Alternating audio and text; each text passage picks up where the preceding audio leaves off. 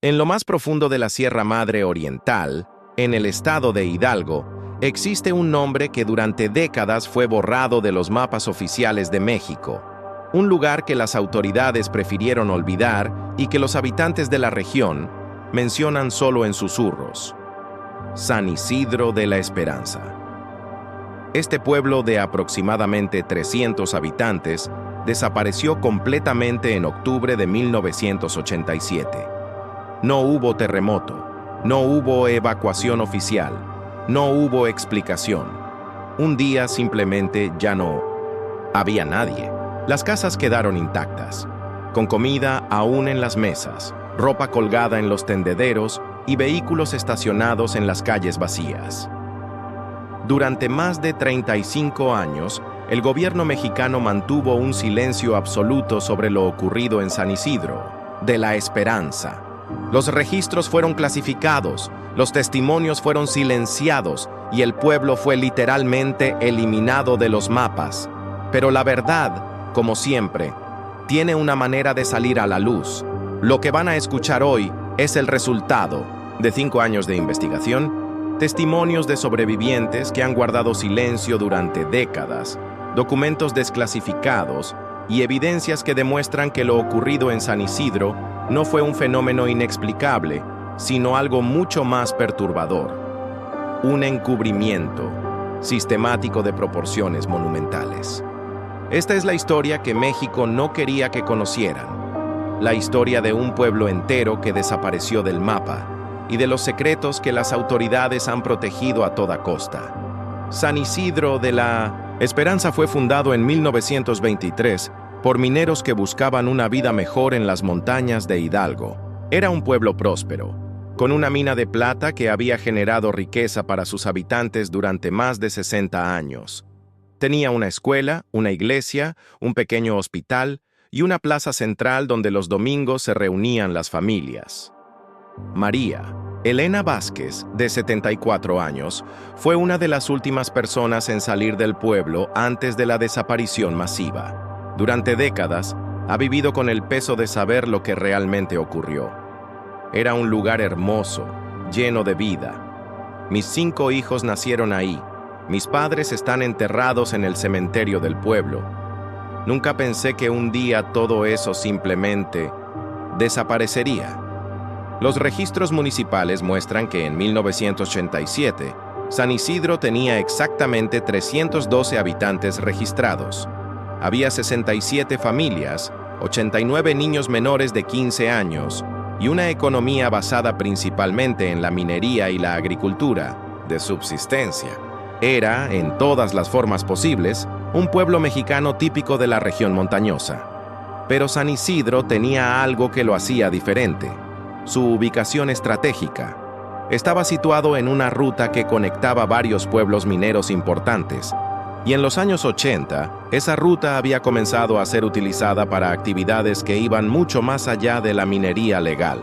Roberto Morales, ex minero que trabajó en San Isidro hasta 1986, recuerda: en los últimos años, antes de que pasara todo, comenzamos a ver gente extraña por el pueblo, camionetas que no conocíamos, personas que hablaban con acento del norte.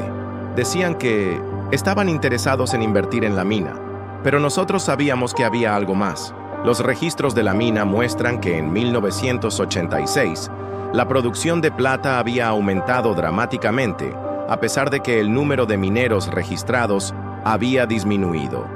Las exportaciones oficiales no coincidían con los números de producción, y había discrepancias significativas en los manifiestos de carga que salían del pueblo. Mi esposo era el encargado de la báscula de la mina, cuenta Elena Morales, viuda de uno de los trabajadores. Él me decía que pesaban mucho más mineral del que oficialmente se reportaba. Cuando preguntó sobre esas diferencias, le dijeron que no hiciera preguntas si quería seguir trabajando.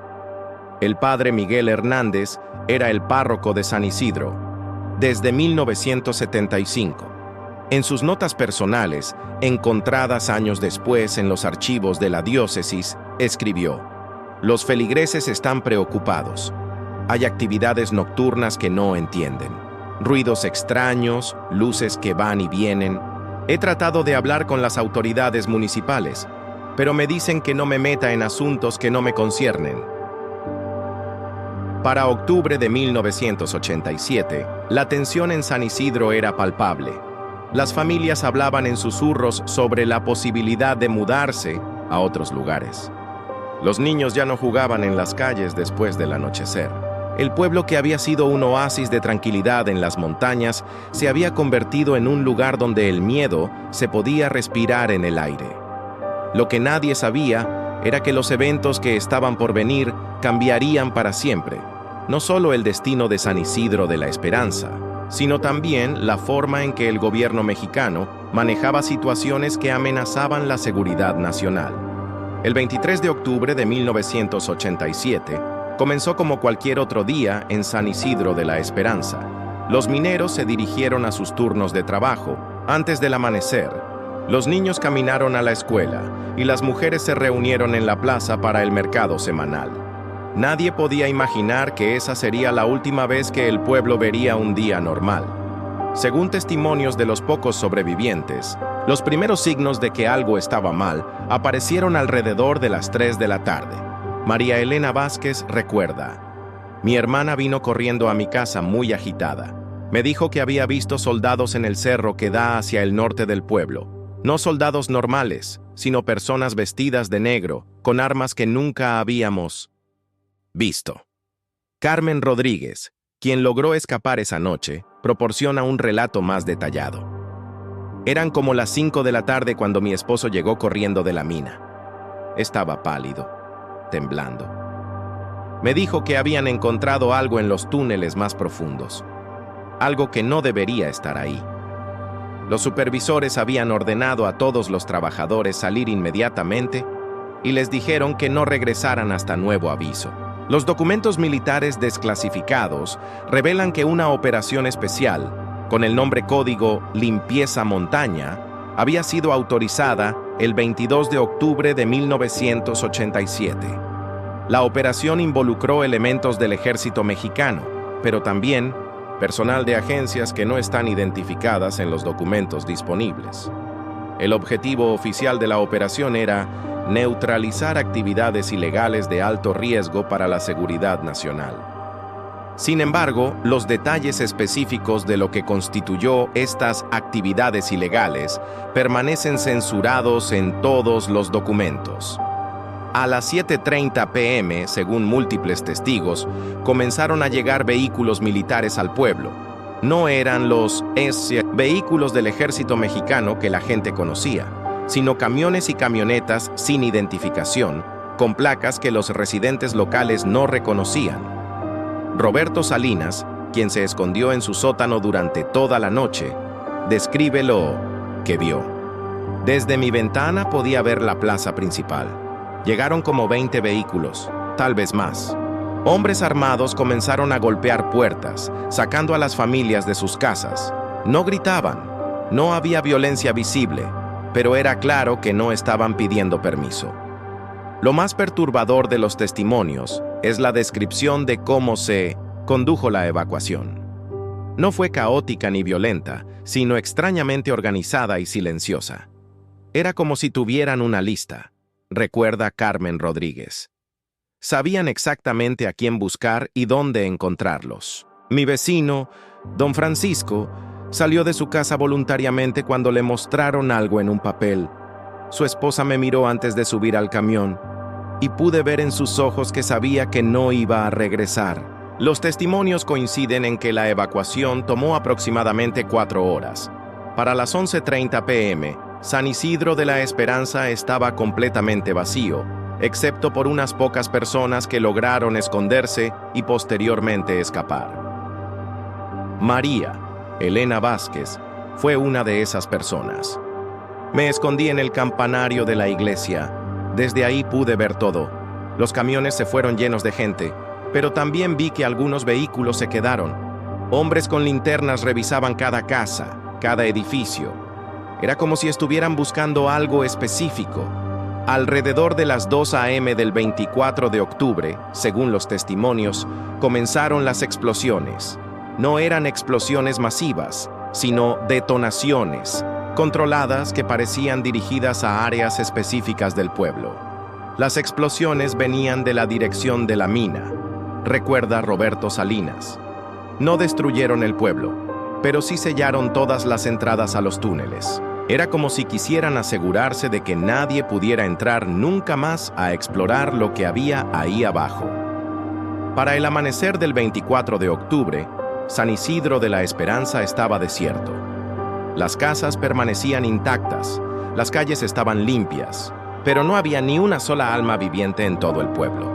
Lo que ocurrió después de la desaparición de los habitantes de San Isidro de la Esperanza fue, en muchos aspectos, más perturbador que la evacuación misma. En las semanas siguientes, el gobierno mexicano implementó un encubrimiento tan sistemático y eficiente que el pueblo literalmente dejó de existir en los registros oficiales. El primer paso fue la eliminación cartográfica. Los mapas oficiales de Hidalgo fueron reimpresos sin San Isidro de la Esperanza. Los registros municipales fueron reorganizados y transferidos a archivos que posteriormente fueron clasificados como confidenciales. Jorge Mendoza, exfuncionario del Instituto Nacional de Estadística y Geografía, reveló en 2019: recibimos órdenes específicas de eliminar cualquier referencia a San Isidro de los nuevos mapas. Cuando pregunté por qué, me dijeron que había sido un error cartográfico, que el pueblo nunca había existido oficialmente. Pero yo mismo había estado ahí en 1985 para un censo. Los registros de nacimiento, defunción y matrimonio de todos los habitantes de San Isidro fueron transferidos a un archivo especial en la Ciudad de México. Cuando familiares de los desaparecidos trataron de obtener copias de estos documentos años después, se les informó que no existían. Lupita Hernández, sobrina de una de las familias desaparecidas, describe su experiencia. Traté durante años de obtener el acta de nacimiento de mi tía para procesos legales de herencia. En el registro civil me dijeron que no había ningún registro de una persona con ese nombre nacida en San Isidro de la Esperanza. Cuando les mostré documentos que yo tenía, me dijeron que debían ser falsificaciones. El control de información se extendió también a los medios de comunicación. Documentos internos de periódicos regionales, obtenidos décadas después, muestran que recibieron sugerencias específicas de no reportar sobre el pueblo desaparecido. Carlos Ramírez, exeditor del periódico El Heraldo de Hidalgo, confesó años antes de su muerte: un día llegaron dos hombres en trajes oscuros a mi oficina. No se identificaron, pero fue claro que representaban al gobierno. Me mostraron fotografías de mi familia y me sugirieron que ciertos temas eran mejor no tocarlos. Nunca publiqué nada sobre San Isidro. Más inquietante aún fue el destino de aquellos que trataron de investigar lo ocurrido. El padre Miguel Hernández, párroco del pueblo, intentó reportar la desaparición a la diócesis. Fue transferido inmediatamente a una parroquia remota en Chiapas, donde murió en circunstancias extrañas 6 meses después. El doctor Antonio López, geólogo que había estudiado la región minera, trató de acceder al área en noviembre de 1987. Su vehículo fue encontrado volcado en un barranco a 50 kilómetros de San Isidro. Oficialmente murió en un accidente, pero la autopsia reveló heridas inconsistentes con un accidente vehicular. Los pocos sobrevivientes que escaparon esa noche fueron sistemáticamente relocalizados. Se les ofreció asistencia gubernamental para reubicarse en otras regiones del país, con la condición de que firmaran documentos de confidencialidad. María Elena Vázquez explica: 2 semanas después de esa noche terrible, llegaron a donde me estaba quedando con mi hermana. Me ofrecieron una casa en Veracruz, dinero para empezar una nueva vida, pero tenía que firmar papeles diciendo que nunca hablaría de lo que había visto. Tenía miedo por mis hijos, así que firmé. Los documentos de confidencialidad, según copias obtenidas posteriormente, incluían cláusulas específicas: prohibición total de mencionar San Isidro de la Esperanza en cualquier contexto público, negación obligatoria de la existencia del pueblo si eran interrogados, prohibición de regresar a la región de Hidalgo por un periodo de 20 años, reportes mensuales de ubicación a una oficina gubernamental no identificada, Carmen Rodríguez, describe las consecuencias de romper estas reglas. Mi cuñado no quiso firmar. Dijo que tenía derecho a hablar sobre lo que había visto. 3 días después, lo encontraron muerto en su nueva casa en Puebla. Oficialmente fue un infarto, pero él tenía 34 años y estaba perfectamente sano. Para 1990, cualquier rastro oficial de San Isidro de la Esperanza había sido eliminado. El área fue declarada Zona de Conservación Ecológica con acceso restringido. Se instalaron retenes militares permanentes en todos los caminos que llevaban a la región, oficialmente para proteger la fauna local. Los archivos desclasificados revelan que la operación de encubrimiento tuvo un nombre código: Silencio Perpetuo. Involucró a múltiples agencias gubernamentales y tuvo un presupuesto clasificado que se extendió durante más de una década. Un memo interno de 1992, filtrado por un funcionario anónimo, establece: la operación Silencio Perpetuo ha sido exitosa. No existen registros públicos de la localidad objetivo. Todos los testigos han sido neutralizados o controlados. Se recomienda mantener vigilancia sobre la zona por tiempo indefinido.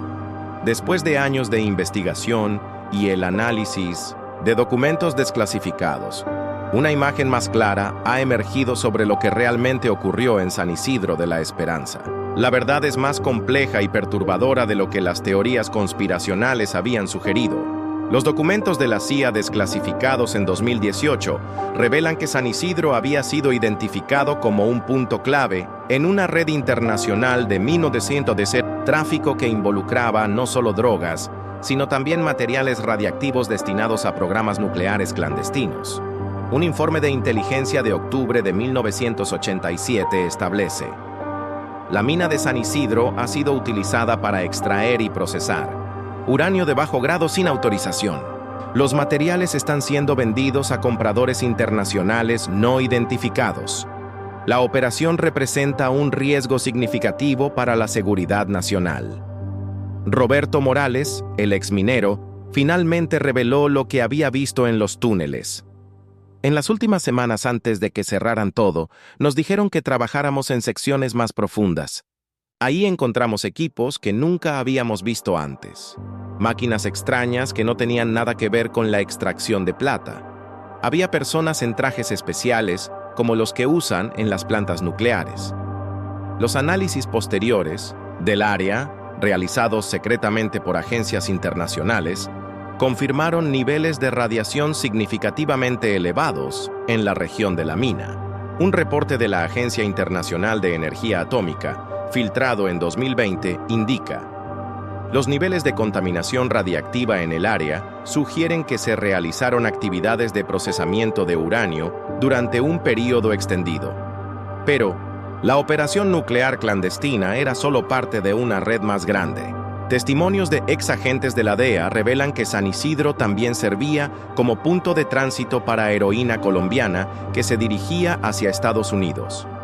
Michael Stevens, ex agente de la DEA que trabajó en México durante los años 80, declaró en 2021: San Isidro estaba en nuestro radar desde 1985. Era un hub perfecto, remoto, con infraestructura minera que podía ocultar otras actividades y con rutas de transporte que conectaban con las principales líneas de tráfico hacia el norte.